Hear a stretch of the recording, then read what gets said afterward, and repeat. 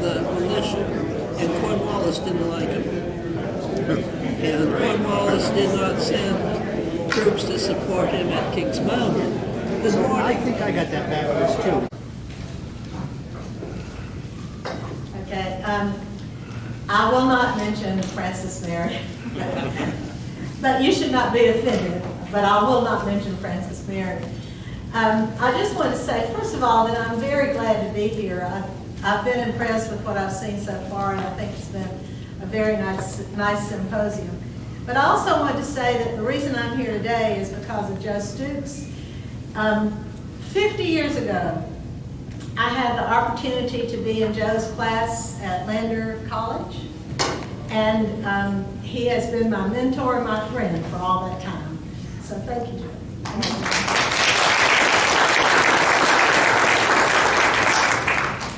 Okay, so I'm here today primarily because the editorial board of the Hub City Press in Spartanburg asked me to write a readable book about the Revolution that would explain the role of the Spartan district in the Revolution. Throughout the area of the Spartan district, there are battle sites that are largely forgotten, choked by kudzu and swarm with poisonous snakes. Others are designated by a simple marker, and still others, Cowpens, Kings Mountain, Musgrove Mill, are impressive state and national battlefield parks. Unfortunately, many people in the region know very little about its impressive revolutionary history. Turning Point, which is my book, is about the drama that unfolded in our backyard and set the stage for the pivotal battles at Cowpens and Kings Mountain. Although I wrote this book, it is also George Field's book, and I think some of y'all know who George is and have had some conversations and connections with him. His depth of knowledge about the American Revolution in the area of Spartanburg has developed over 30 years of study and tramping through kudzu and poison ivy, looking for the sites and for artifacts. Throughout this book, readers will find Field's notes that represents the stories that he tells as he leads interested parties to the area's battle sites. So today, some historians recognize that the Revolution really was won in the South, and that many South Carolinians contributed to that victory. It's possible to make a case that the key to the ultimate Patriot victory was a series of battles in the Spartan district in the summer of 1780. Battles that led to the Patriot victories at Kings Mountain and the stunning defeat of Tarleton's forces at the Cowpens. I tried in this book to present a snapshot of the Spartanburg area during the late 18th century. In the 1770s, a century after the initial settlement of South Carolina, a significant number of settlers began moving to the old Spartan district. Unlike those settlers who came to the Carolina coast directly from England or from the Caribbean islands, these men and women came down the Great Wagon Road from Pennsylvania and Virginia. The majority were Scots-Irish, descendants of English men and women who had been forced to move to Ireland on order of the English king. To many of them, Ireland was still an alien land, and when an opportunity arose, they left. For the most part, settlers in the old Spartan district had little concern about the Revolution until the war made its way to their doorsteps in the summer of 1780. William Henry Drayton's 1775 trek through the area alerted the colonists to the coming conflict, but did not generate widespread enthusiasm for the Patriot cause. Before the summer of 1780, military and war-related activities in the area were limited. Militia units formed under the royal government stood ready to react when and if necessary. Quarrels broke out among families and neighbors. People began to take sides, not so much from political conviction, but out of personal expediency or family ties. But mostly, before that fateful summer, the Revolution was a distant problem. In early 1780, when the British implemented their Southern strategy, the situation in the backcountry changed. There are three important issues to consider about the revolution in the old Spartan district. First of all, the nature of the people in the region and their history. Spartan district was a frontier when the hardy Scots-Irish began to establish their homes in the 1750s. Part of the much larger 96th Judicial District, it included parts of modern-day Cherokee, Lawrence, Spartanburg, and Union counties. And generally speaking, the old Spartan district was the area between the Enoree and Broad rivers. It was far from the seat of government in Charleston and from any settlement that might even be called a village. The settlers had to overcome many obstacles as they carved homesteads out of the wilderness. In the 1760s, criminal gangs roamed the area with abandon, knowing there was no government that would seek to apprehend them. So settlers took matters into their own hands, organizing a vigilante campaign against them. The Indian presence required the people to protect themselves and their property from attack. So the settlers in the Spartan district were accustomed to having to fight to maintain their new life in a new world. Second thing to consider is that in the Spartan district, as elsewhere, the revolution was a civil war. The military force in the Spartan district consisted of several groups. First of all, there was the British Regular Army. They show up at the cow pens and then they leave. Second group, the British Provincials. These were Americans trained to British Army standards and paid by the Crown. In this area of Spartanburg, they came primarily from New York and New Jersey. They were the mainstay of Tarleton's army and provided the garrison troops at forts like 96. The third group, the Patriot and Loyalist Militia. As the area began to attract settlers in the 1760s, the British government formed a number of royal militia units. Volunteers from the local area comprised this largely untrained force. In 1775 and 76, as the war progressed, the militia units began to identify themselves with either the Patriots or Loyalists. Their skills had been honed during the Indian Wars and early skirmishes in the Revolution. By the summer of 1780, some of the militia units were perfectly capable of planning and successfully executing military operations. And last but certainly not least, there was the Continental Army. Daniel Morgan and Nathaniel Greene brought their military force to the Spartan district in the 1780s and 1780-81. All right, and I'm going to read one of Field's notes about the provincials. The provincials drew rations. They wore uniforms and received pay. It was like a mobilized National Guard. Militia training depended on the geographical area. Most of the training that a local unit received was in the use of small arms. In this part of the state, militia units were much better trained because of the ever-present Cherokee threat. By 1780, people in the Spartan district had seen a great deal of combat. The principal weapon they used was the hunting rifle, accurate for a longer range than a musket.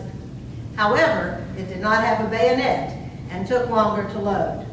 Consequently, the militia had a reputation of running because they could not stand up against a British bayonet charge. If the enemy approached from 50 yards away with a bayonet, the 1 minute it took to reload a rifle was long enough to allow the bayonet to be utilized. So a lot of the militia criticism for running was based on just different kind of weaponry. All right, the third thing to consider about the revolution in the Spartan area has to do with issues that were leading to the revolution. For the most part, men and women in the South Carolina backcountry had no quarrels with England. The tax and trade policies that so incensed colonists in Massachusetts and involved the business of trade bore little relation to the lives of the people in the old Spartan district. They worried about more immediate issues, protecting family and property.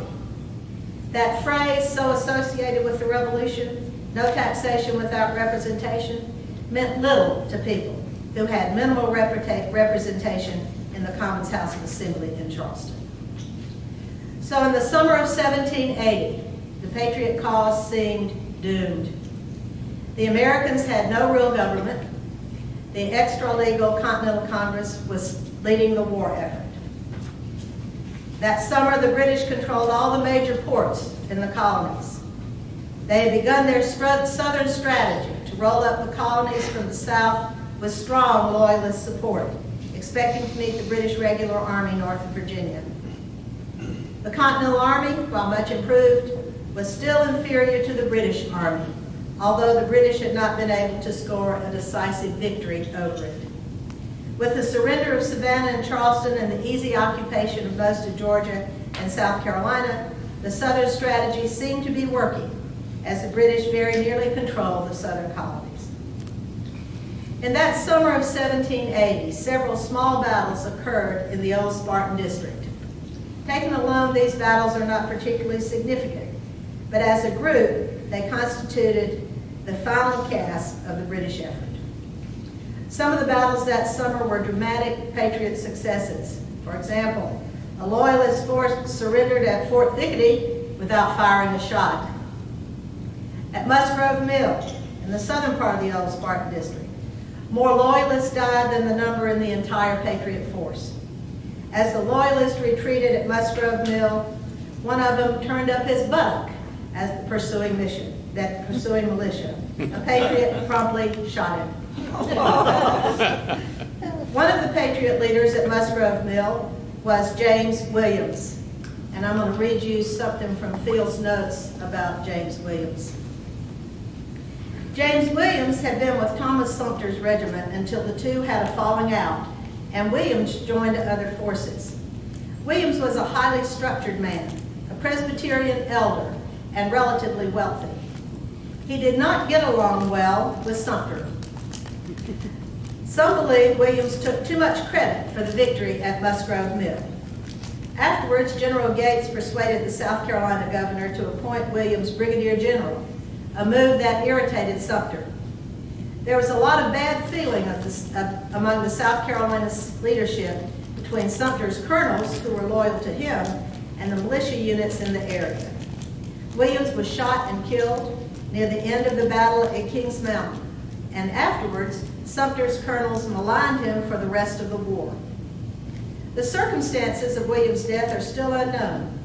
Some say he died as a result of friendly fire, because there was such resentment against him. Probably the best case scenario is that there was chaos at the top of that mountain, and Williams died as the Patriots were getting control. He could have died as a result of friendly fire, but not necessarily vengeance fire. Wars always produce heroes and heroines whose names survive long after the war has ended. Two of my favorite Revolutionary War participants in the old Spartan districts are William Cunningham and Jane Thomas. Their actions illustrate the determination and courage that often motivated the hardy pioneers who lived in the area. William Cunningham was initially a Patriot militiaman, but he changed sides. Not because his policies or his political ideas changed, but because of personal considerations. He changed sides after a Patriot had abused his father and beaten his lame and epileptic brother to death. So he moved over to the Loyalist side. In the winter of 1781, after Cornwallis had surrendered at Yorktown and the outcome of the war was certain, Cunningham acquired the nickname of Bloody Bill and led a rampage through the area that targeted Patriots, burning their houses and barns, stealing their cattle, and sometimes committing murder, as was the case in his attack at Walnut Grove. Jane Thomas. She was the wife and mother of Patriot militia commanders. Her husband, John, was a colonel in the well-known Spartan regiment, and her two sons were also in the regiment.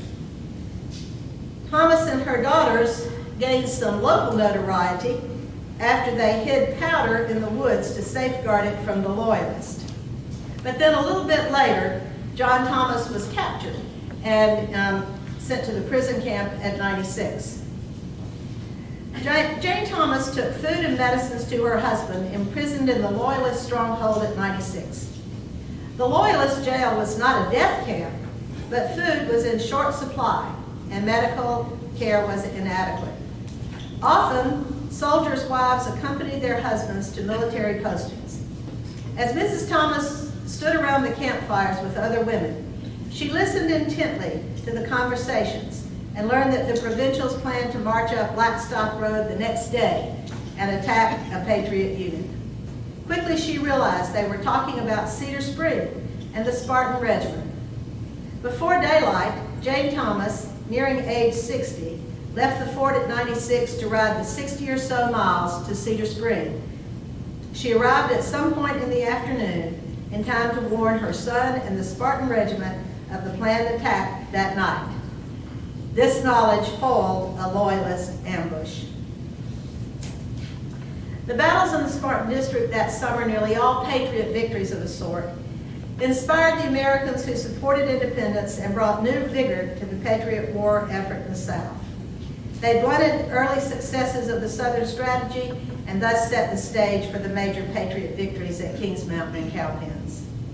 As a group, the conflict in the Spartan district constituted a turning point in the American Revolution. Thank you.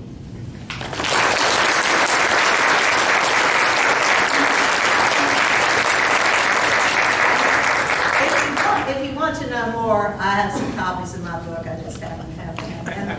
And the publisher would let me know if I didn't at least mention that, so I'd be happy to sell one to you. And I'm glad to answer any questions if you want to, or try to if you want to ask them. Yes, sir. The area is politically divided Yes. for many reasons. Militia units, as you say, took sides.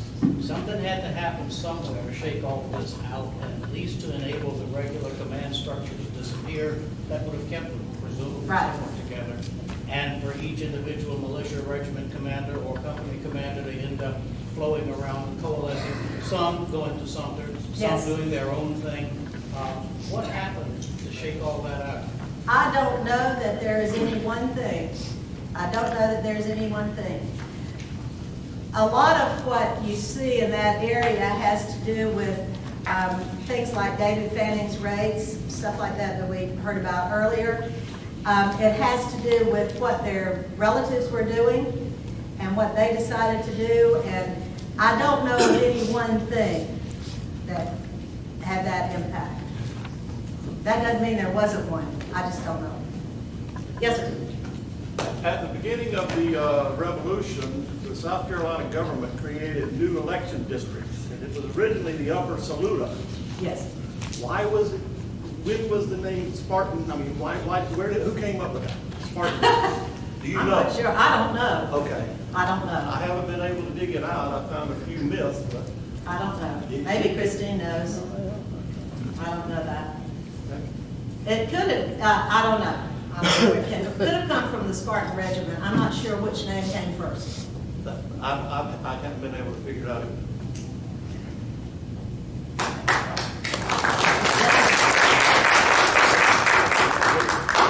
Would you agree that these wonderful patriots of the Spartan district, if they'd had the chance, would have served under Francis Marion?